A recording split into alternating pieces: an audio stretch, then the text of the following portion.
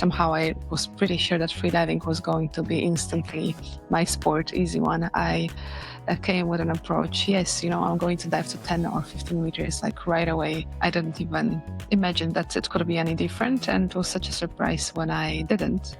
I was angry. I was also kind of an achiever. So when I realized that I cannot do that, I kind of had this thought that it's just nuts, that the sport is just crazy.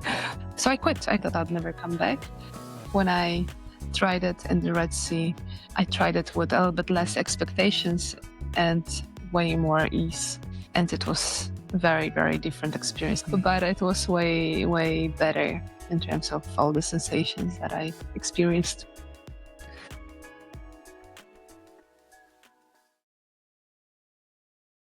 Today, we're speaking with Maria Bobela, one of the top competitive free divers in the world. Maria is a Polish free diver with some incredible accomplishments. In 2024, she won gold and became a world champion in CNF free diving. That's constant weight, no fins. That is swimming down to depth and up of her own power without the assistance of weights or fins. She dove an astonishing 66 meters on a single breath that year. In 2025, she followed up with a silver medal at the World Championships, reaching 68 meters. She also holds multiple Polish national records and has descended as deep as 93 meters on a single breath. For the Americans, it's about 100 yards, 101 yards. That's a football field down. It's also the height of the Statue of Liberty. What makes Maria's story even more fascinating is that this wasn't a lifelong pursuit.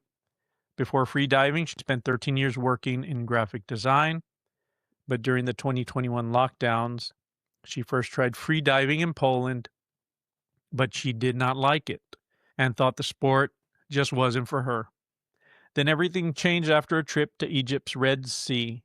In the warm, clear waters there, she experienced free diving in a completely different way, and it completely changed the trajectory of her life. She has gone from someone who nearly walked away from the sport to now becoming one of the best free divers in the world.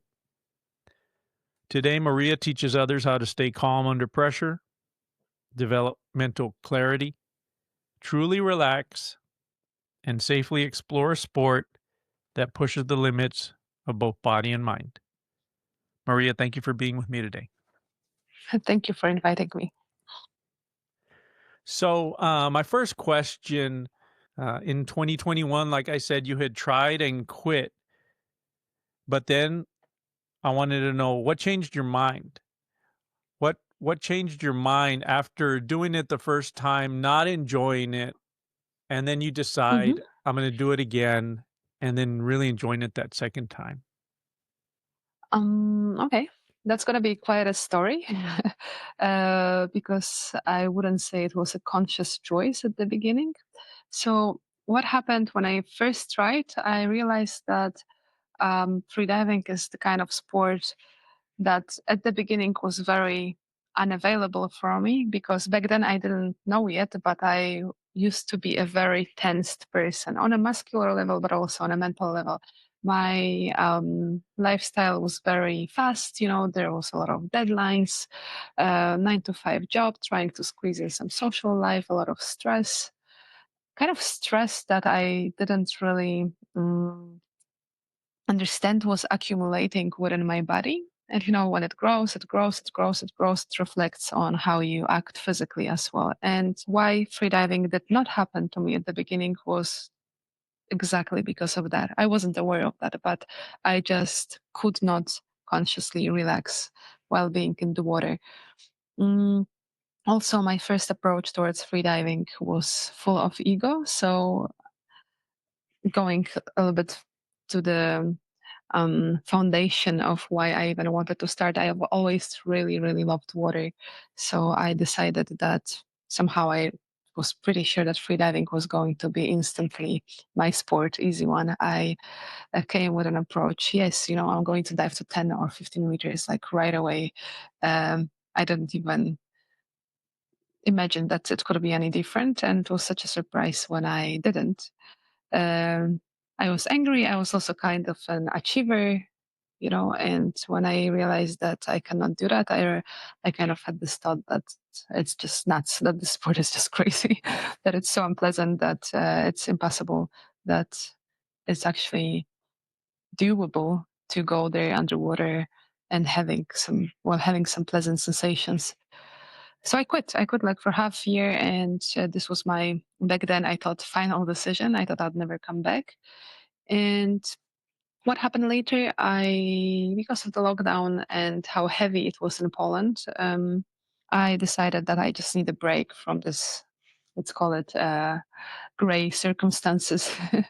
So I flew to Dahab, where I am actually right now by an incident, mm, with an approach of staying there for 1 month. And Dahab is a small Bedouin village in South Sinai, in Egypt, just by the shore of beautiful Red Sea.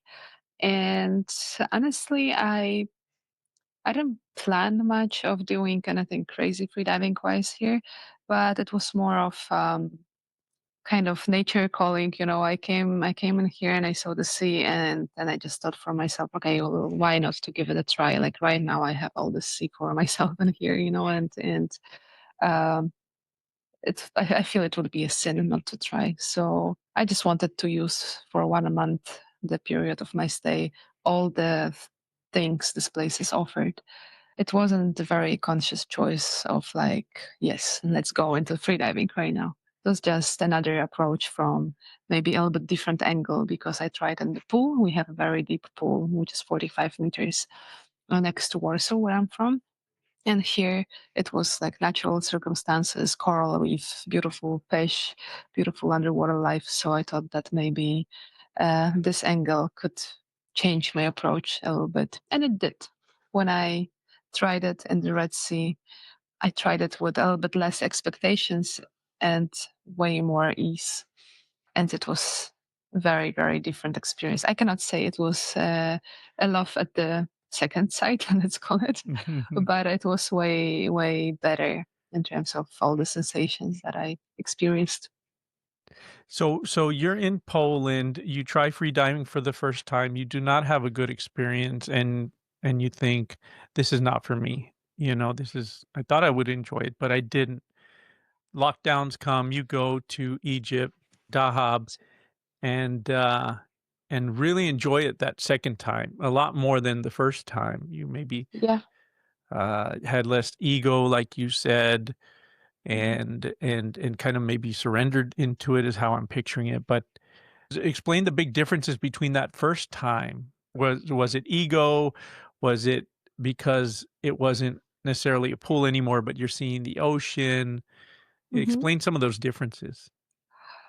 Oh, honestly, I think it was all pack of different circumstances. First of all, I think I am way more drawn towards the nature rather than artificial objects, artificial circumstances. So, um, although the pool that we have in Poland is fantastic, it's really great facility, and I really encourage everybody to try it out. It's a very nice attraction, but it's full of chlorine. It's artificial. There's no life in it. So back then, as per for a beginner, it wasn't anything that I really was drawn to, I would say. While here, I had this beautiful eternal blue surrounded with the mountains. So it's just very different feeling for me to find myself in the sea versus being in the pool. I would say that mostly that natural aspect was something that kind of convinced me. But also, I think that being here, being in between that nature, I think I kind of by default became a little bit more relaxed, a little bit more chilled.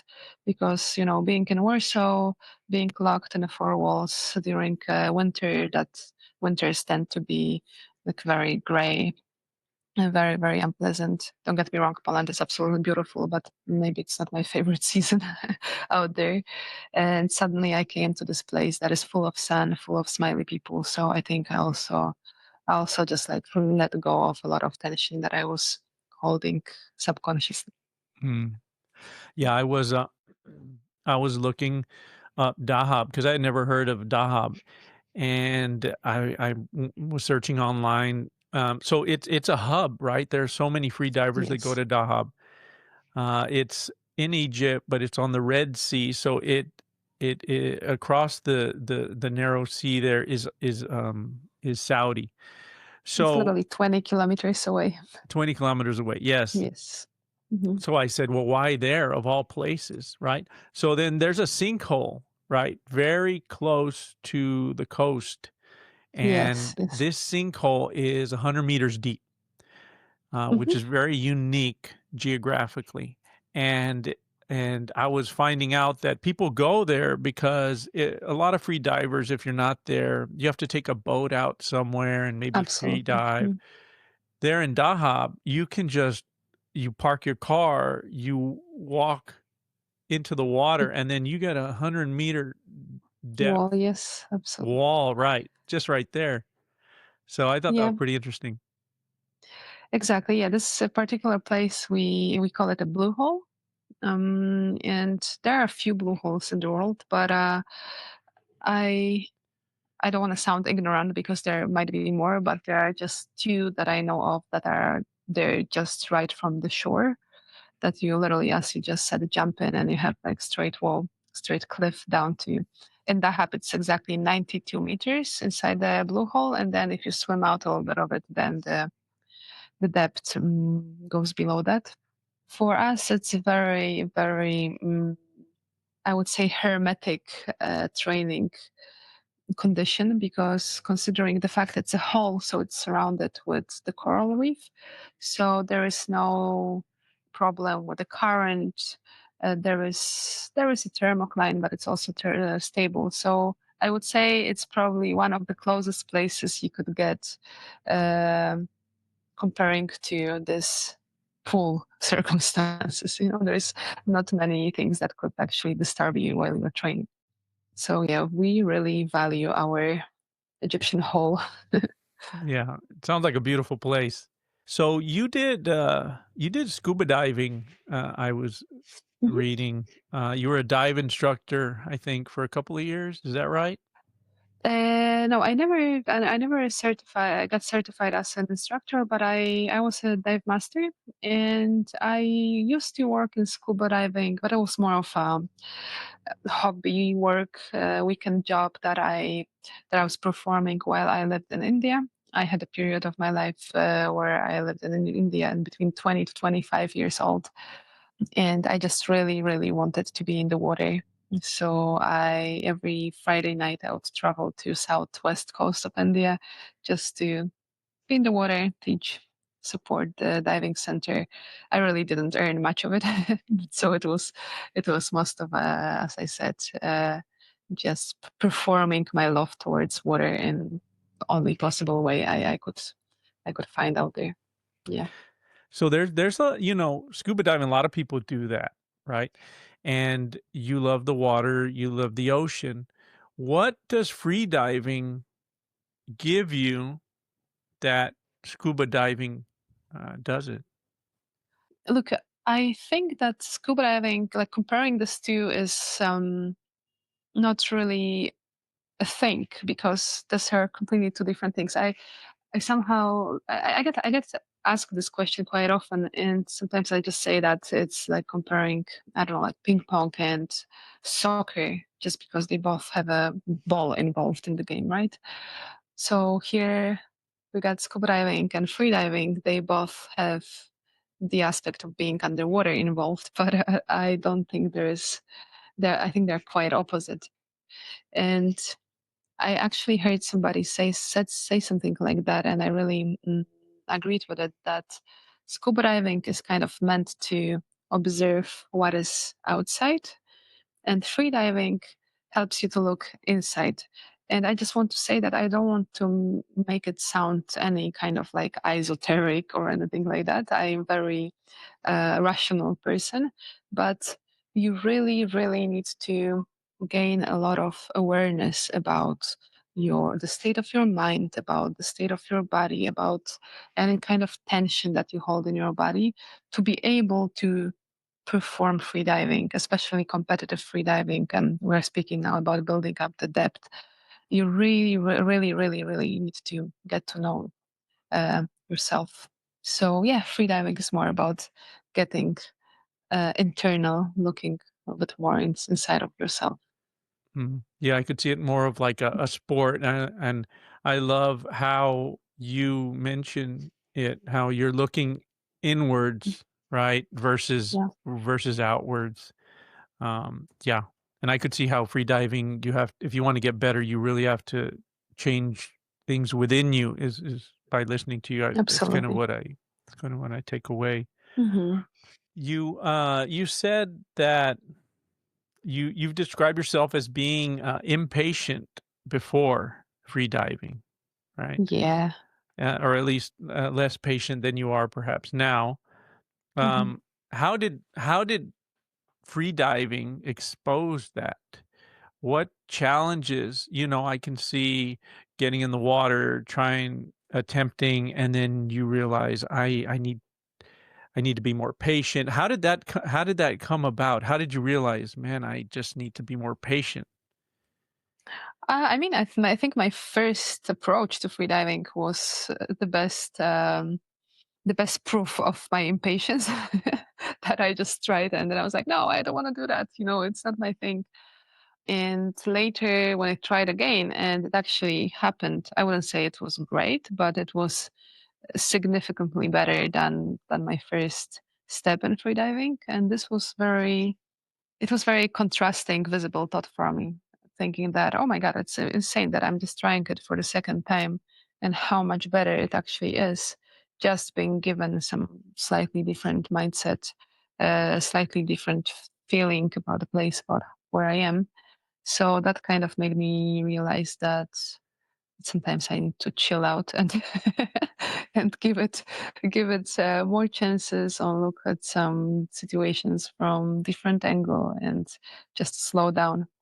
Because I, as a person, this is something that stayed with me, and I just made my peace with that. I'm very chaotic, like very chaotic, but at least that patience-related topic changed a lot, and I really I'm very grateful for to freediving for having that, because I think it's very useful quality to possess in your life. I think it makes it easier. Um, so you do your favorite there's like 4 types of diving, um, disciplines, For disciplines, yes. CWT, CWTB, FIM, and CNF. They mean different things, but, like, Mhm. one is monofin, meaning 1 fin, going down and up, one's, 2 fins. You're in the CNF field, right? So that's constant weight, no fins. I do Uh, everything. I you do do them all all, four. right. I do Uh-huh. them all, yes. But it's so funny how it changes. Like I've been doing free diving 5 years, and it continuously changes what is my favorite and what is not. Right now, my most disliked one is bifins, so diving with two fins, because probably because I've spent last 3 months teaching a lot, and when you're teaching, you are continuously using double fins. So I think I'm a little bit tired and bored of it. Um, CNF, which is constant weight no fins, the one that I scored my highest success, I would say. Um, Probably is still my favorite because it's the most free form of free diving, in my opinion. Like you don't use any support, but just the power of your muscles. And me as a I want people to understand kinda what that is, so it's like there's a rope that goes down to depth, and Mhm. you are attached to the rope, but you have to free swim basically down, turn around, and then swim up. No fins or there's no weights to help you down, and there's no fins to help you back up. You're just kicking and breaststroking, I think. Yes, It exactly. It's breaststroke, like we call it a frog style as well. So as you said, we are attached to the main line. There is a main line that we are kind of shows us the direction of swimming, but it's also our safety line. if something happens together with this line, we can be pulled up to the surface. The discipline is called constant weight, no fins, for a reason that you are actually allowed to wear some lead weights, but whatever you wear on you, you have to come up with. It'll be easy to wear a lot and then just drop it in the ocean and come up without it, right? So that's why it's called constant weight. We need to, whatever we take with us, we need to bring it back. And yeah, as you said, in this particular discipline, we are not allowed to help ourselves neither with any fins, neither with the line that is in front of us. And do you go with weights or you don't go with weights when you do your dives? This is a little bit complicated because it depends on where you are diving. If you are diving in a very salty sea, the saltiness makes you very buoyant, right? The more salty the sea is, the more buoyant, the more floaty you are. So the more floaty you are, the more weights you need on yourself to actually help yourself to descend. Otherwise, it's like, let's say here in Dahab and Red Sea, the water is very salty. If I went without weights, I would consume so much energy just to start my descent that it would be very inefficient. So here, of course, I do use weights. Yet from last year, I am also focusing a lot on lake diving. Most of the lakes are freshwater, and freshwater, usually I do not use weights. But there is also another thing that kind of contributes to the topic of adding whether removing the weights, which is the thickness of your wetsuit. So the thicker the wetsuit is, the more buoyant you are. So if you are diving in something very thin, then you need less weights. So yeah, there is a little bit of trying to weight yourself properly before you find your perfect setup in that particular location. Mhm. Free divers constantly tell beginners to just relax when you're down there. Yes. But you said beginners don't really understand what it means to relax. So what does it mean to relax? What is it? What do you like? You teach. What do you tell people? What are they doing, and what do they need to do?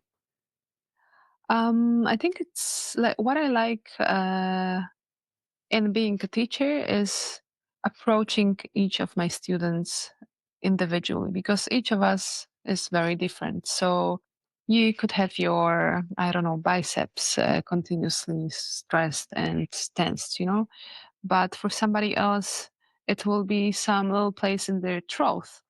And the third person will be so relaxed on the physical level, but there'll be some worry in in their mind. Maybe it could be the fear of depth or not really understanding how to equalize properly. So we are very complex. I don't like to speak about any of these topics in like a very global way because each of us is different. Like I have a question to you.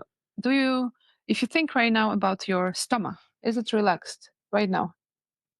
It's not really. It's not tense, but Yeah, it's not exactly. relaxed. Why isn't it relaxed? You're sitting, you're speaking with me. It's a very relaxing circumstance. I hope so. So you know what I mean. You were not really aware of that. If I didn't ask you, you wouldn't even think about this. So I think it's more of my role in trying to spot where is the I don't want to call it the problem, the challenge. Um, because usually, in my opinion, that initial challenge turns out to be something that we need to work on for some longer period because people have some particular habits. So yeah, I guess defining that problem, and usually it's either mental, either physical, right? So for me, it's that analyzing process at the beginning and trying to find the root of the lack of relaxation, and then addressing already the particular thing. So do you do that by looking at someone and say, "I look, their shoulders are tense," or it looks like they're not, their throat is tense? Or do you just how do you do that?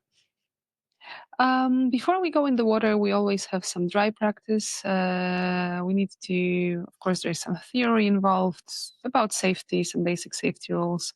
Since I already jumped on it, whomever is watching or listening, please never try to free dive alone. And this is like our uh, global freedivers mantra and main rule. So yeah, I just wanted to mention it at least once while we are talking. But yeah, we talk about basics of freediving. We talk a little bit about physiology, physics related to this sport, to this activity, and then we jump on some breath work, some exercises, and pretty often already on this stage, people start having different varieties of challenges, either with breath holds, either with even the way people breathe, you know?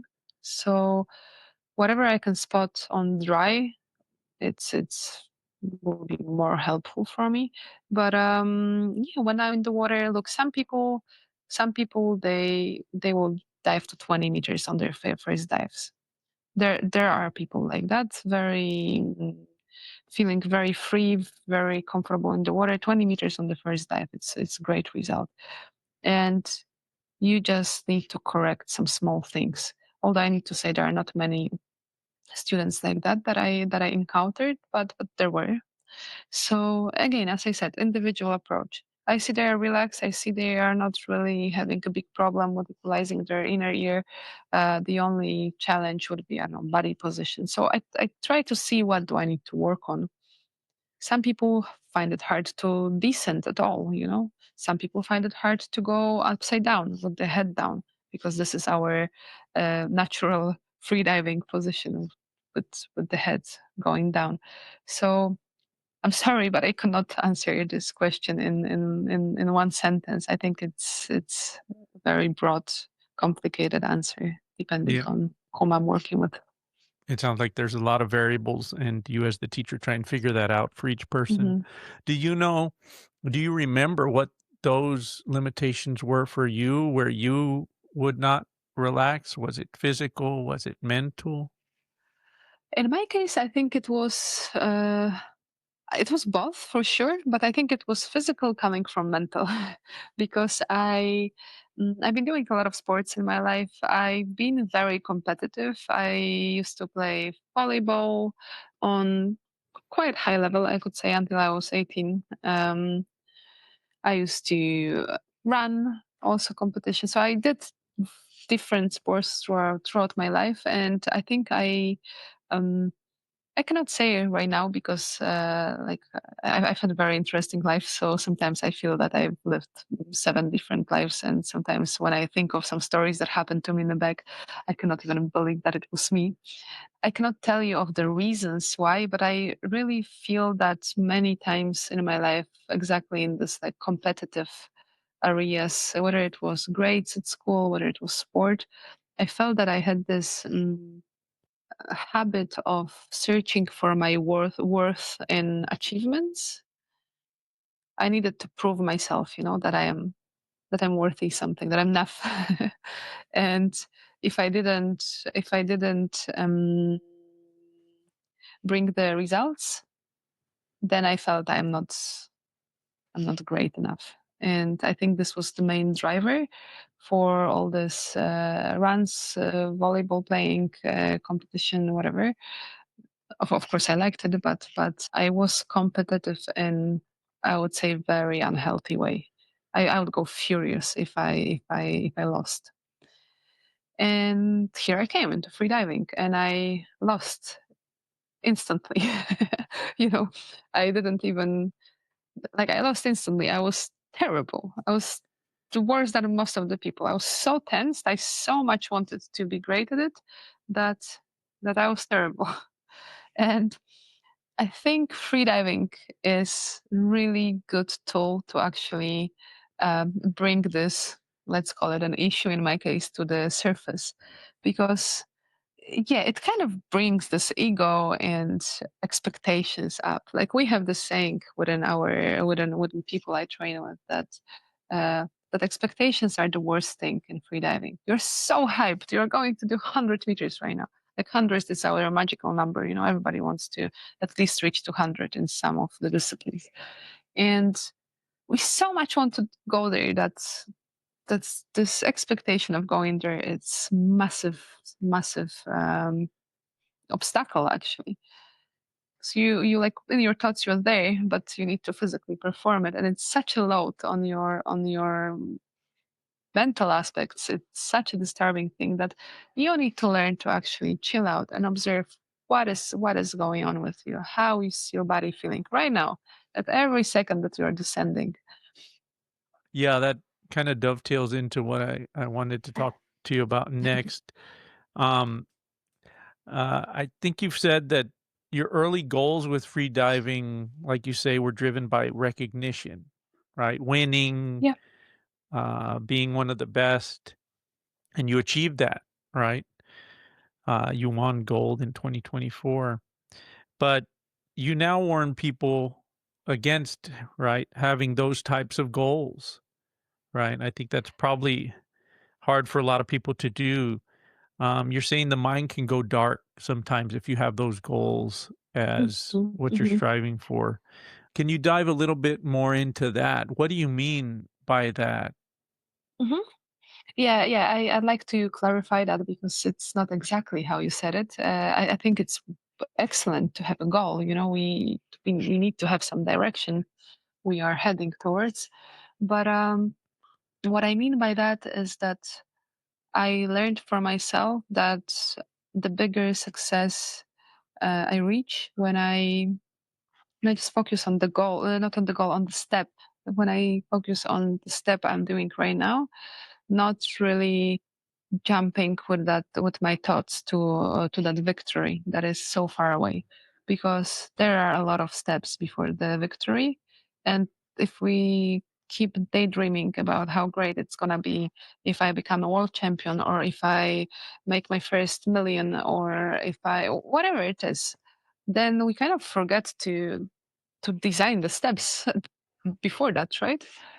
And I think this is the main message that I wanted to convey in that previous things that I said. That I don't think the victory should be really that main figure, that main shape we will look towards, because the steps can also get beautiful. Like honestly, I'd never think that I'd reach anywhere in freediving. It all came so much by incident, and I think, I'll be very honest with you, I don't think I would get where I am if I planned it. I think it only happened because I did step by step, but I did it subconsciously. I didn't look into competing. I didn't look into becoming a world champion. I didn't at the beginning, of course, look into being a national champion. It's just like my life went some weird directions, weird paths that apparently I just kept free diving because I was here, or then I was moving to some other place where there was water, and I was like, okay, since I'm here, let me try. And slowly I was unlocking some new skills that were allowing me to go deeper. And eventually at some point I realized that this is already the level that I could actually try to get into competitive freediving. So in my case, I think it was a luck. This story showed me that the steps are very important. And now I try to implement it in my personal life, and it's very difficult. but I know I know the formula at least, so I try to remember about it. I wanted to talk about the physiology of free Mhm. diving now. Um, so humans, right? We're mammals, and uh, there's some natural things that the body does when we free dive. Yeah. Can you talk about some of those things? Yeah, absolutely. So that's actually also one of my favorite topics within freediving, especially that for us freedivers, it's something very obvious, while for non-freedivers, usually it's something unbelievable. And I don't know why, and I don't agree with this. I don't think it should be like that. I think it should be a common knowledge taught in schools, biology classes. So every mammal has something that is called mammalian diving reflex. It's let's call it a number of different reactions that are happening within the mammal body in contact with water, and throughout the descent because of the increasing pressure around the body. And there are a few of these reactions. Let me just tell you about few, and those that, in my opinion, are the main characters, the most interesting ones. Let's go like that. So the first thing that happens when we just get in touch with water with our face, just because we have some receptors around our eyes, around sinuses, around our nose, when those receptors get in touch with water, in instantly our heartbeat, our heart rate goes down. So this is already insanely interesting in my opinion. Why? Because this is our body kind of switching to diving mode. It's getting ready for being underwater, slowing down the work of the muscle so the body can actually keep more oxygen, save more oxygen for a longer time underwater. A lot of people who are not very friendly with water, who are not comfortable with water, they would start panicking and they disturb this first reaction because they wouldn't allow their heartbeat to slow down. I think just knowing about this already can help people to, as I said, get a little bit friendlier with water and give it a little bit more trust.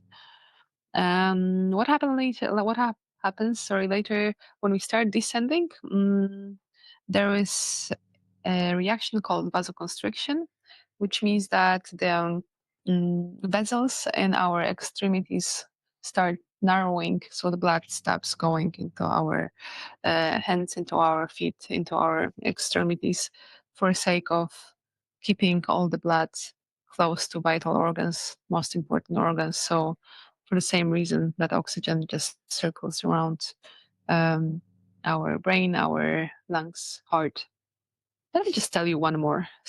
So there is actually, I think it's my favorite. It's called blood shift.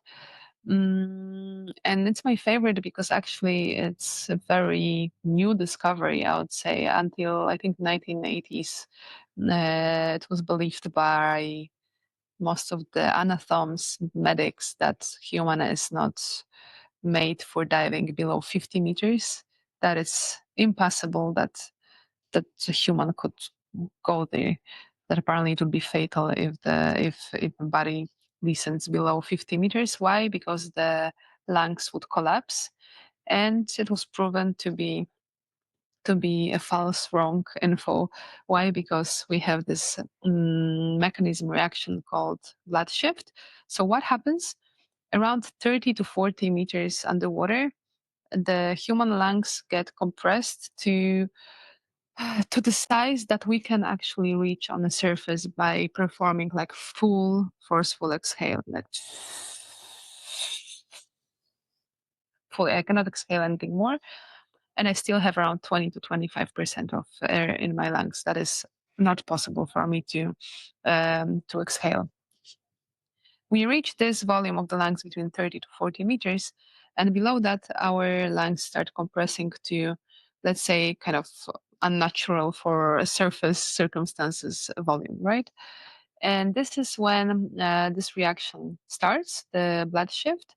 Apparently, the alveoli in our lungs start getting filled with blood plasma, and it creates this kind of natural barrier, the sponge that does not allow the lungs to collapse, which is insane. It's crazy. I think it's very, very interesting that this happens. And I think it's a great proof for us that we are meant to be underwater for some short amount of time, and that every person is actually a freediver. Yeah, I think that's incredible. The dive reflex, the blood shift. I also read there was one called the splenic squeeze, right? I don't know if Oh you've yeah. heard of that. So Yes, yes, yes, yeah, yes. I'm sure you have, but the Absolutely. spleen holds it's like a sponge full of blood, and Yes. when we go deep, it has oxygen in it, right? And it will Yes. squeeze to release some of this oxygen into the Mm-hmm. bloodstream to make you perhaps stay down a little longer. I read an article. Have you heard of that article that there's some free divers in a part of the world that have I developed was just large. about to say Okay, tell me. larger Yes, yes, spleens. Yeah, yeah. yes. Tell me. Yeah, that's it. Like there are some tribes that are living by free diving, by diving for sponges, pearls, whatever, and they apparently have bigger spleens than regular human by like default. They it's in nature. They get born with that, which is really interesting. So yeah, I wanted to add to what you said with this. I cannot really say. I don't remember which tribe was and the one that was examined. So I cannot really tell you that detail. But I think it's an easy to find information. Right. Yeah, I thought that was really interesting. So most people obviously haven't free dived, but talking about physiology, when can you talk about when you're going from positively buoyant to negatively Mhm. buoyant, and then you going down the free fall? Talk to Yeah. me about what that feels like, and tell me about that. Well, to be very honest, I tried to find some right words to explain it because a lot of people ask about it. I've been talking a lot about it on some podcasts as well. And a TED Talk, I was actually asked as well after my speech exactly about it. It's very interesting for people. How does that feel? And I really don't think there is any relevant word or the sentence I could possibly build to explain that particular feeling. But what I thought of what would be probably the closest would be probably like I don't know controlled flight that you can. It's kind of flight that you controlled fall that you imagine you're falling from somewhere, but you can stop falling anytime. Um, what I really like also about this change in buoyancy is that, especially when you reach neutral buoyancy, so you neither are floating up, neither are falling down yet. It's very nice because it's the no gravity feeling. You're just hanging there in that liquid, and it's insanely interesting. It's very, very cool feeling. What I imagine, I don't know, maybe astronauts could feel and while they are on their spaceship, just like flying around. So yeah, very, very difficult question for me to answer because I don't think I have ever experienced anything close to that on a land. Mm. Do you have a favorite part of the dive? Is it descending, ascending? Is there any part of Uh, it that you prefer, or you just like it all? oh no, of course I like freefall the most. It's because look what happens. We when we start, it's a lot of work and it's the biggest focus I would say because you need to do different things in on different depths as well. Like well, for deep dives, most of us we wear some kind of alarm somewhere close to the ear so we can hear that. The alarm that would notify us about the depth. And you can set the alarms for yourself accordingly to what depth you want to know you were at. For myself, I set the alarms every 10 meters up until 40 meters because I'm just doing different things out there. It's until 10 meters I equalize in one way, then from 10 I equalize in a little bit different way. And 30 meters I shift as much air as possible from my lungs to my mouth. But we are getting I don't want to go too technical because, yeah, it's like kind of geeky talks we have in between each other here within freedivers. I think could be a little bit boring for a non-freediving listener. Um, but yeah, apparently I have this like notifications of what I need to do until the depth for myself is until the depth of 40. And then at 40 meters, start my free fall. And that's the moment where I can actually just relax and just enjoy this control fall into the depth. Yeah, this is very, very nice. Very nice feeling that I really encourage everybody to try to get into freediving, at least for the sake of trying it once. And then, well, then the ascent starts, and ascent is um, the most difficult part of a dive because you are already out of a lot of oxygen. Your body is getting saturated with CO2, so it gets unpleasant at some point. And you have to work your body out to ascend and go get out of the water to go to the surface. So it's really most difficult part of the dive. For me, the most difficult one is when I'm at the depth and I need to turn because you are very heavy out there. Your lungs are very compressed, and that initial work of the ascent is for me most challenging, both physically and mentally. Right, yeah, so the descent, you're not really expending a lot of energy, you're more kind of relaxing during that free fall, is that right? But then the ascend, you have to use your muscles, did I get that wrong? Absolutely. Mm, Yes, yes, yes, exactly. So yeah, ascent is all work, muscle work, and all power.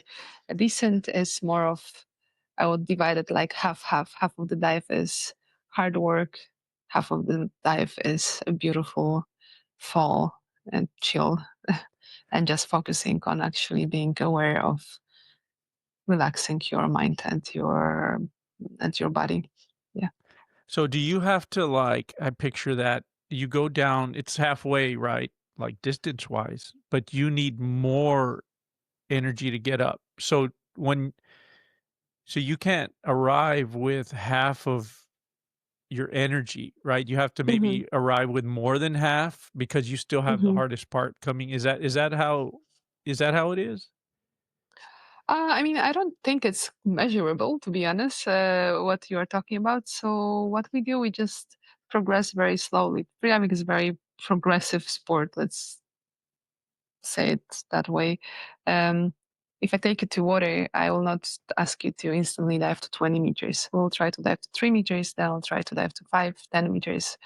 If you did well, if you feel good, if I see that you are not having your lips bluish, because it's also a sign of being close to hypoxic state, um, then we continue adding on the depth. We can add 2 more meters, 5 more meters, depending on how good you feel. And then at some point it will become challenging. And then we progress slower. Instead of adding 5 meters, we'll add, I don't know, 1 meter, depending on the person. So yeah, I don't think this amount of energy that we have on the bottom versus what we have left for coming back, etc., is exactly measurable. I think it's more of trying approach and seeing what works for you. Like a Yeah, stepwise process, and you see how far you can step forward. absolutely. hmm Talking a little bit more about physiology, I wanted to talk about light and temperature, right, as Okay. you descend. Yeah, so you start off on the surface, so we'll talk about light hmm first. And then you go down, and then it gets dark, right? Talk to me about how light changes as you're descending.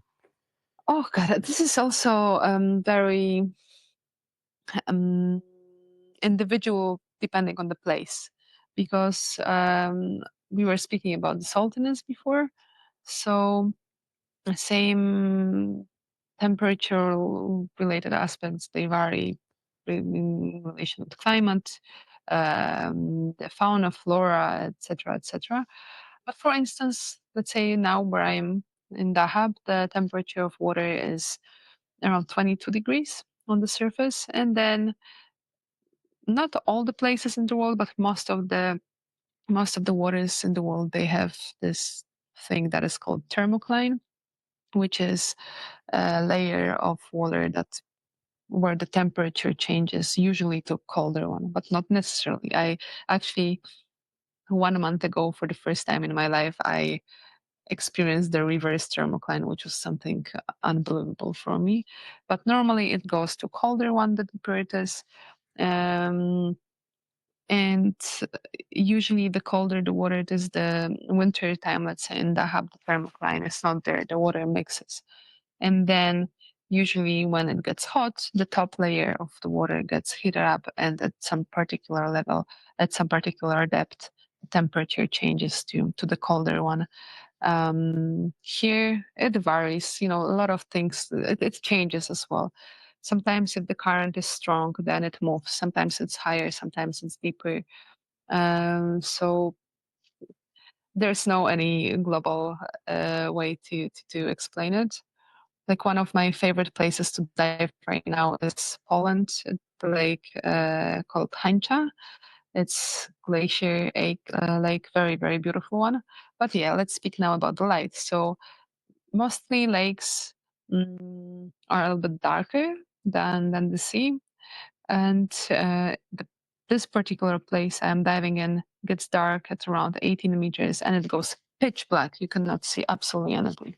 It's the darkest you could ever imagine. Like it doesn't matter if your eyes are closed or open, it's black, black. And it's also very cold. The thermocline there is insane. The water temperature in the summer is around 23 degrees on the surface, and then it goes to 4 degrees at around 7 meters. Um, and it's nice, actually. It's very interesting to dive there because also your body acts very differently. And speaking of what we already touched, the physiology, the mammalian dive reflex gets activated way stronger when the water is this cold, when the water is very cold. So, very different kind of an experience. Here in Dahab, visibility is absolutely gorgeous, fantastic. Like you see 50 meters deep on a good day. It doesn't get dark at all. At 100 meters, it's blue, and you can see what's happening in front of you. You can see you can see the fish around you, whatever it is there. You really see well. So you've dove several times. Is there anything that you've seen down there? Is there a memory, or you were really surprised by something you saw on one of your dives? Oh yes, I honestly this you're we are speaking right now in a very good moment because the last 3 months I've been in some wonderful places and I've seen plenty of really, really beautiful things. I don't think there's one particular thing. I have one particular memory that freaked me out a little bit, but also is a very strong one. I remember it was before my first competition in 2022. It was, I think, not the last one, but the dive before the last one, my training dive here in Dahab as well. And the blue hole that we were speaking a lot about is usually it's like home to many fishes. There is a lot of corals, but there is no big animal because it's just a hole and it has one kind of gate that the sea life, marine life could enter through. It starts at around 60 meters. I think maybe 55, something like that, and it goes all the way down to blue hole. So there is just this one gate, so there is not a big chance that something really big would get in. But sometimes the animals get lost and somehow they happen to be there, which is really, really, really unusual thing. So yeah, once I was trying to perform my deepest dive, and it was back then it was 72 meters, I think. I was really worried, I was really scared. 72 meters, it was a different discipline, free immersion, which is way, I would say, deeper than the one that I performed on the World Championship. Way easier, I would say, to perform. And I was really, really, really worried. I really wanted to perform this depth because this would be my first national record if I learned how to dive to this depth. So I really wanted to make sure I can do it on training. And on 40 meters, when I opened my eyes, there was a shark in front of me, like just hanging on the other side of the rope. It was oceanic white tip shark, and they're a little bit unpredictable. I don't think they're the most dangerous sharks, definitely not, but they can harm you if you don't act as you should act around the shark. So yeah, of course, I freaked out. I turned, and it was probably the quickest ascent in the history of freediving. Um, yeah, what's interesting, I don't understand how right now, but I talked myself to try again, and I saw the shark again, but it was already somewhere close to that gate to Blue Hole that we actually call the arch because it has the arch shape. Yeah, so this was that unplanned encounter. But another things, look, I am very fascinated by sea life. I definitely cannot say there was one thing. Let's say 2 months ago, I was in Philippines and on that island called Panglao, and the place is famous for schools of sardines and schools of jackfish. And this has been probably one of the most beautiful things I've seen underwater because you just dip in and there is this giant cloud of fish that is like, I don't know, 50 meters massive cloud, and you just swim inside and the fish make this tunnel for you. You can just like swim freely around a beautiful, beautiful experience. It's something very surreal. Also, another thing that I really have an amazing memory of, also from Philippines, on another island called Palawan. There is a lake called volcanic lake called Barracuda Lake, and it has this really dramatic rocks. You look down, it looks unreal. It looks like some movie scene. I think I've seen some of your posts on Instagram. You'll Mhm. put yourself swimming amongst a lot of this sea Yes, life, and it's yeah. yeah, it looks Mhm. like beautiful experience. It is. It really is.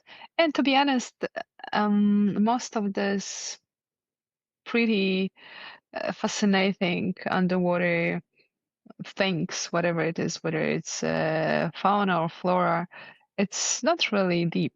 So I'm just saying it to our listeners because to encourage you to try, because you don't need to be a deep diver to experience what I am experiencing as well. Yeah. Hmm.